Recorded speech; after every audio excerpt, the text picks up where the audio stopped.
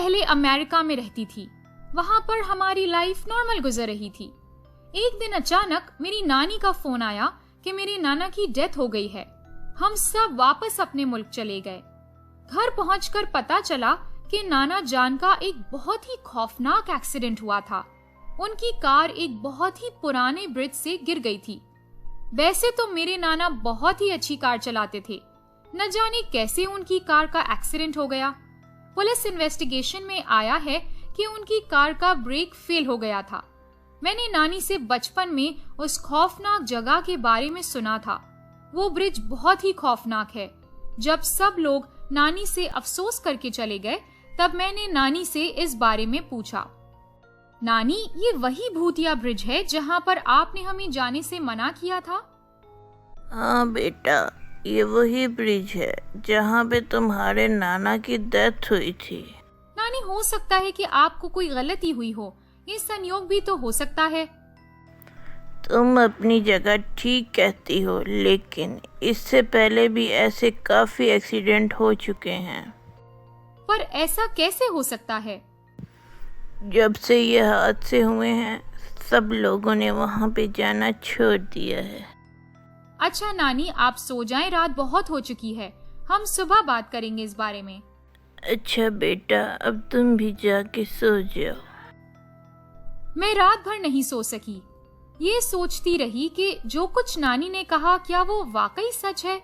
अगले दिन सुबह मैं उठी और मैं बगैर किसी को बताए उसी ब्रिज के पास गई जहाँ पर नाना जी का एक्सीडेंट हुआ था। मैंने देखा उस जगह पर कोई भी नहीं था। वो जगह एकदम सुनसान थी। ब्रिज पर नाना जी की कार के टायर के निशान थे जब उनका एक्सीडेंट हुआ था। मैं वहाँ से चली गई और घर आ गई।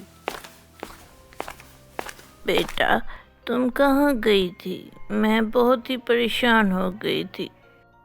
कुछ नहीं नानी, मेरा दम घुट रहा था तो मैं थोड़ी देर के लिए बाहर घूमने चली गई थी।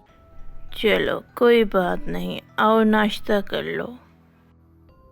अभी हम नाश्ता कर ही रहे थे कि हमारा नौकर भाग कर आया और कहने लगा कि नानी जी, एक और शख्स की उसी ब्रिज पर मौत हो गई है। ये सब सुन के हम सब परेशान हो गए। कोई भी अब घर से बाहर नहीं जाएगा। लेकिन नानी जी। बस मैंने कह दिया, कोई भी बाहर नहीं जाएगा। मुझसे रहा नहीं गया और रात होते ही जब सब सो गए तो मैं चुप करके जंगल की तरफ चली गई और उस ब्रिज के पास चली गई।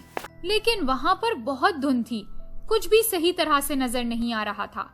मैं एक दरख्त के पीछे छुप गई और काफी देर तक वहाँ इंतजार किया कि शायद कुछ पता चल सके। काफी देर हो गई लेकिन कुछ पता नहीं चला। मैं जब वहाँ से जाने लगी तो मुझे एक अजीब सी आवाज आई। जब मैंने गौर से देखा तो मुझे नजर आया कि एक औरत ब्रिज के किनारे पर खड़ी है। एक कार जब वहां से गुजरी तो वो अचानक कार के सामने आ गई और कार उलट के ब्रिज से नीचे गिर गई और वो औरत अचानक गायब हो गई। मैं भाग के वहां पर गई तो वहां पर कोई नहीं था।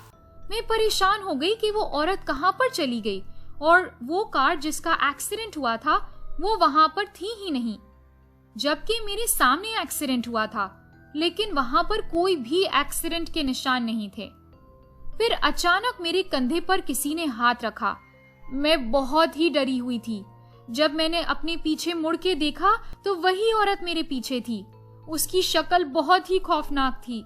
मैं डर के बेहोश हो गई। सारा बेटा उठो, अपनी आंखें खोलो, देखो मैं हूँ। जब मैंने अपनी आंखें खोली तो मैं अपने घर में थी और नानी मेरे पास थी। नानी, मैं यहाँ पर कैसे आई? बेटा, तुम घर के बाहर बेहोश मिली थी। तुम बाहर कैसे गई थी? कुछ नहीं नानी, मैं वॉक पर गई थी तो चक्कर आ गया और मैं बेहोश हो गई। चलो कोई बात नहीं, अब तुम आराम करो। मैं तो जंगल में ब्रिज पर बेहोश हुई थी, फिर घर में कैसे पहुंची?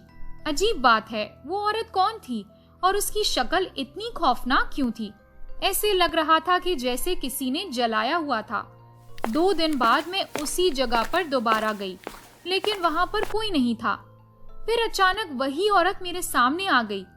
मैं डर गई, लेकिन इस बार मैंने हिम्मत की और उससे पूछा कि तुम कौन हो और यहाँ पर क्या कर रही हो। मैं एक आत्मा हूँ और मेरी रूह यहाँ पर भटक रही है।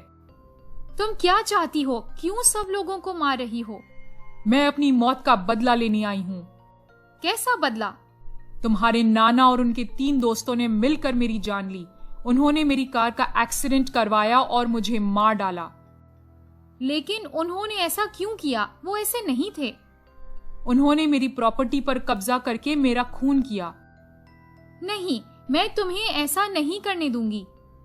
मेरी तुमसे कोई दुश्मनी नहीं है, यहाँ से चली जाओ। एकदम से धुआं उठा और वो आत्मा गायब हो गई।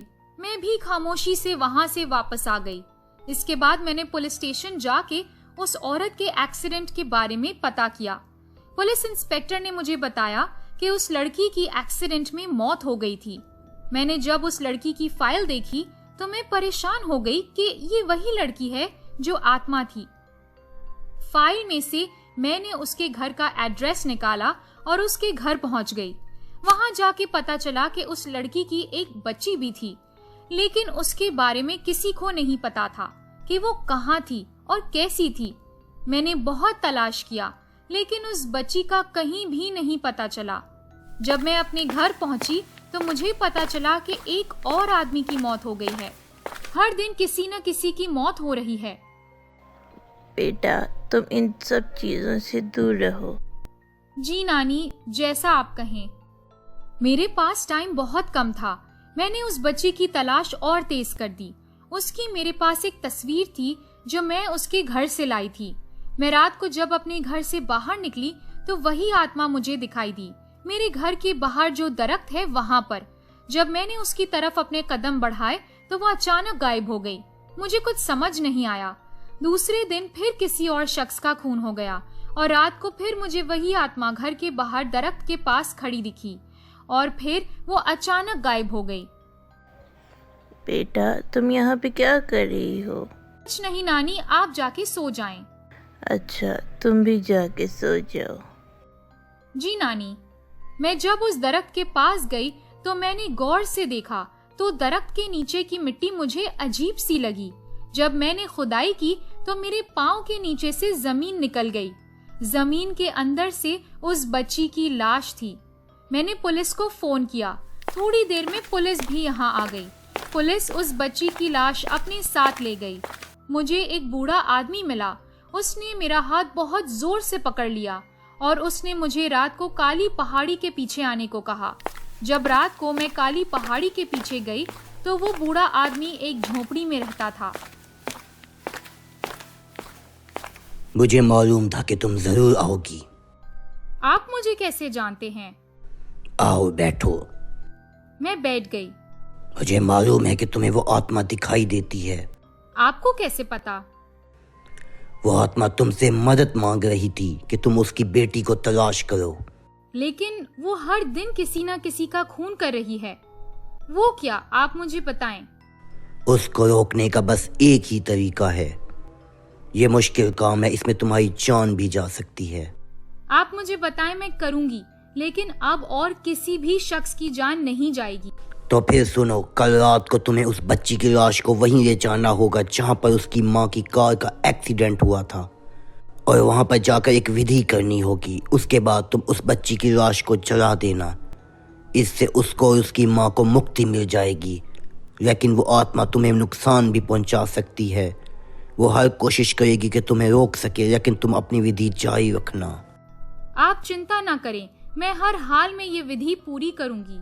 तुम ये धागा अपनी कलाई पर बांध लो, इससे वह तुम्हारे पास नहीं आएगी। रात को मैंने हॉस्पिटल के मुर्दा खाने से उस बच्ची की लाश ली और जंगल में उसी ब्रिज के पास चली गई जहां उसकी माँ का एक्सीडेंट हुआ था और अपनी विधि शुरू की।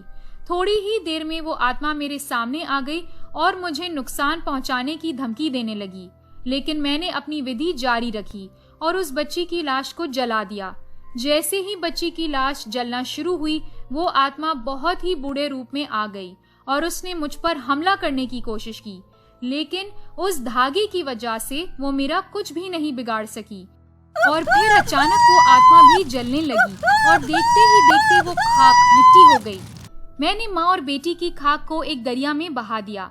उस दिन के बाद यहाँ पर कोई हादसा नहीं हुआ और वो ब्रिज हमेशा के लिए खोल दिया गया और 2 दिन बाद मैं वापस अपनी नानी को लेकर अमेरिका चली गई और नाना के बारे में कभी भी उनसे कुछ नहीं कहा। मैंने इस बात का जिक्र कभी भी किसी से नहीं किया। शायद कोई और मेरी बात का यकीन न करता, इसीलिए मैं खामोश रही और अपनी नॉर्मल लाइफ में वापस बिजी हो गई।